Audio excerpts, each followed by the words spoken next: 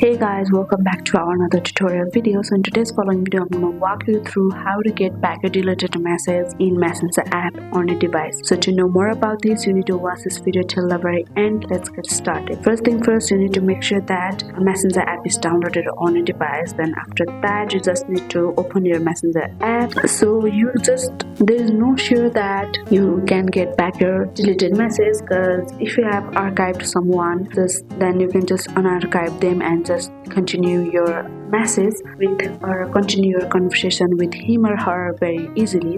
But why recovery often fails or cannot be guaranteed is once you deleted a messenger or chat in Messenger, it usually permanently removed from your account. So there is no undo or trash or recycle bin is available. So if you used unsent for everyone, the message is removed from both sides and cannot be restored. So to unsend your message, you just need to tap long press and tap on the option delete and confirm delete and delete from everyone. If you have did this, then you cannot be undo or trash or recycle bin. So it is permanently removed. Because of encryption and privacy design, the company behind Messenger does not provide a way for a user to get back a deleted message. So what you should do is try archive chats and download data first. So they are officially safe and only reasonably reliable ways to get back deleted messages. If those does not work, maybe the other person in the chat still has the messenger, so ask them. And also you just have to be skeptical